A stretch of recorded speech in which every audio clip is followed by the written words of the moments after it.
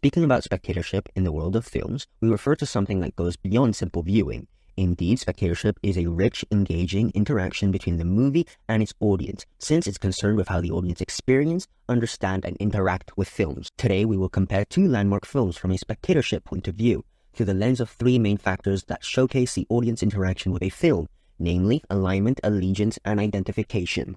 The two films are The Dark Knight, the epic 2008 film by Christopher Nolan, and the 1941 classic film Citizen Kane by film legend Orson Welles. Let's briefly introduce both films. The Dark Knight is the second in a trilogy of movies directed by Christopher Nolan about the iconic superhero Batman and his wildly chaotic antagonist, the Joker. Because of the film's intricacy, viewers must actively participate to follow the story and comprehend the motivations of the characters. Batman and the Joker, who create a tough dynamic on the themes of morality, justice, and chaos, have psychological depth that deepens the characters' engagement. A dark aesthetic, high-voltage action sequence, and special effects all contribute to the enhanced visual and auditory experience. Certain scenes also feature IMAX cameras, which further immerse spectators in the grim reality of Gotham City. Orson Welles' Citizen Kane, released in 1941, is widely recognized as a masterpiece because of its inventive storytelling and innovative film techniques, which utilize flashbacks and non-linear storytelling to assemble Charles Foster Kane's life story from multiple viewpoints. Unlike Batman, this is not a superhero fantasy movie, but rather the telling of the rise and fall of a powerful man whose life is said to be based on that of the famous media tycoon William Randolph Hearst. Welles' filming techniques draw the audience into a thorough character analysis by turning the watching experience into an inquisitive adventure. When combined with avant-garde sound design, the film's deep focus photography, low-angle perspective, and unique lighting technique produced a cinematic experience that was revolutionary for its day. Besides the obvious difference in terms of their age, scenarios, and fantasy versus fiction context, The Dark Knight and Citizen Kane share the similar themes because they both explore the intricacies of corruption, power, and human nature. Both films urge spectators to reflect on their own morality, prevailing society values, and the perennial problem of how power shapes behavior and social conversations. Both films examine the destructive force of power, whether it's through Batman and the Joker's quest for the soul of Gotham and its corrupt institutions, or Kane's social and political domination. Kane's moral fall and the moral dilemmas the characters in The Dark Knight face serve as a key example of corruption, pushing viewers into a reflection on the moral implications of authority and power. Both films also confront the duality of the main characters, examining how the thin lines between heroism and villainy and good and evil are easily blurred. Both films raise questions about the true meaning of heroism and the price that they must be paid for the greater good, as shown by the vigilante justice of Batman and the high-minded beginnings of Kane that ultimately led to his downfall. Examining the cultural background of both films, we immediately perceive that societal and political elements permeate both films. Indeed, both films, through their narratives and thematic explorations, engage audiences deeply, promoting reflection on societal values and personal ethics within their respective cultural and historical contexts. On the one hand, The Dark Knight relates to a post-9/11 setting by reflecting the societal and cultural shifts that occurred. Concerns about security, the morality of surveillance, and the conflict between personal freedoms and public safety have all become more pressing. These themes, along with others like terrorism and the moral ambiguities of justice, also speak to the effect of vigilante activities. This film's depiction of the metropolis under attack and the difficult choices its characters must make reflect the unpredictability of the actual world, and the need to reevaluate what it means to be a hero and what is morally just in a changing society. On the other hand, the cultural background of Citizen Kane, a much earlier film, is deeply intertwined with the early 1940s American landscape, marked by significant political and social changes. The film's release takes place during a monumentous historical period that influenced public opinion and societal ideas, including the Great Depression's aftermath and the start of World War II.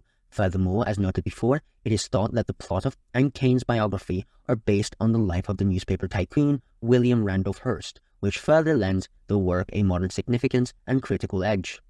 The film's examination of issues including authority, corruption, loneliness, and the fleeting nature of truth speaks to a larger societal issue of the day. Citizen Kane challenges the audiences to think about the moral and ethical ramifications of power and wealth by presenting a critical perspective on the American capitalism and the media.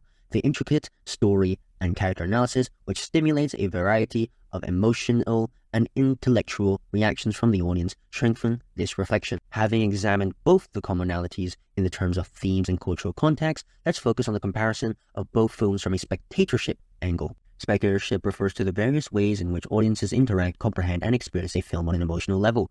We are therefore examining the interaction that exists between the two films and their audience, including how these films were intended to be viewed, how they influenced audience perception and emotion, and how the members of the audience add their own meanings and emotions to the films they watch. We will concentrate our examination on three main comparison factors, starting with the film's alignment.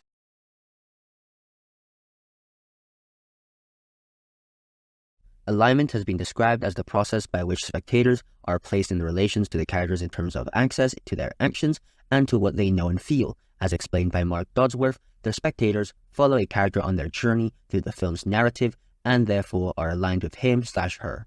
To observe how both films compare in terms of spectatorship alignment, we have to look at the interrogation scene where Batman confronts the Joker in The Dark Knight and the key scene from Citizen Kane, showcasing Kane's declarations of principles for his newspaper, The Inquirer.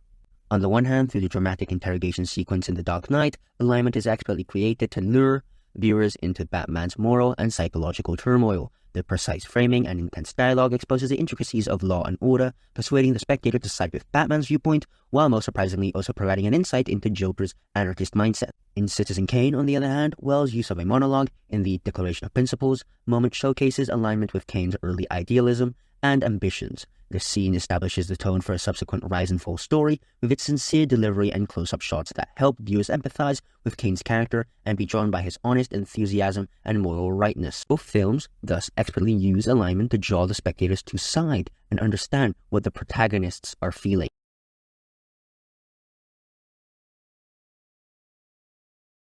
We now examine the factor of allegiance, which has been described as pertaining to the moral and ideological evaluation of characters by the spectator. It relates to the choices that the spectators are ultimately required to make with respect to the character's behavior. Are we agreeing with the character's choices? If so, we feel like we're on the character's side. To observe how both films compare in terms of spectatorship allegiance, we examine the scene from The Dark Knight, showing the Batman's decision to take the blame for Harvey Dent's crimes, and compare it with the scene in Citizen Kane, where Kane's second wife, Susan Alexander, makes her disastrous operatic debut. On the one hand, the portrayal of Batman's greatest sacrifice in The Dark Knight, that is deciding to be demonized for the goodness of Gotham's people, tightly intertwines spectators' allegiance to that decision. Through the masterful combination of Christopher Nolan's directing, Hans Zimmer's score, and Christian Bale's performance, we are immersed in the depth of Batman's moral quandary. These cinematic elements converge to not only narrate but also invoke the emotional complexity of his sacrifice, strengthening our devotion to Batman as a flawed yet admirable hero. On the other hand, in Citizen Kane, after Susan Alexander's disastrous operatic performance, the spectator's allegiance change. While in the earlier described scene, when Kane makes his passionate declaration of principles, spectators align and feel allegiance towards the protagonist's moral principles. The operatic debut of Kane's second wife scene reveals the protagonist's devastating level of control and his manipulative ambitions. The spectator's earlier gained loyalty thus falters despite his commanding presence because spectators now realize how the protagonist concedes harm those who are closest to him.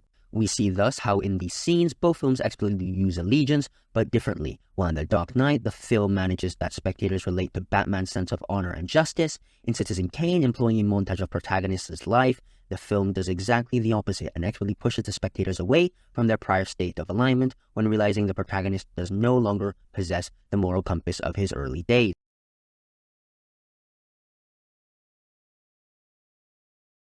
The concept of identification in terms of spectatorship has been approached from different directions. Some consider that identification is encompassed by recognition, alignment, and allegiance. Others seem to consider it as a factor on its own. As a separate factor, identification occurs when the spectator identifies themselves with a character they like. They connect with that character and feel a link with him/her.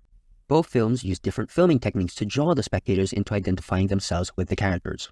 The Dark Knight expertly employs introspective scenes with close-ups on Bruce Wayne to invite spectators to identify not just with Batman, but also with the man behind the mask. These scenes, enriched by the contrast between the dim lighting of Wayne's private spaces and the harsh lights of Gotham, showcase moments of solitude where Wayne reflects on Batman's role and his personal sacrifices. Through a combination of close-ups that capture Wayne's contemplative expressions and long shots that juxtapose his isolated figure against the vastness of his responsibilities, the film highlights the duality of heroism and the personal toll it exacts, succeeding in cementing the spectator's identification with the character. The moving sequence of Citizen Kane, featuring Kane in the huge deserted hallway of Xanadu are brought to life through long shots and tracking shots, which arouse the spectator's feelings of loneliness and remorse. The spectators are expertly led to identify themselves deeply with Kane's loss of humanity and unfulfilled aspirations, very different from his earlier public personas through the use of flashbacks and cutaways to his earlier life and ambitions, contrasting his past and present.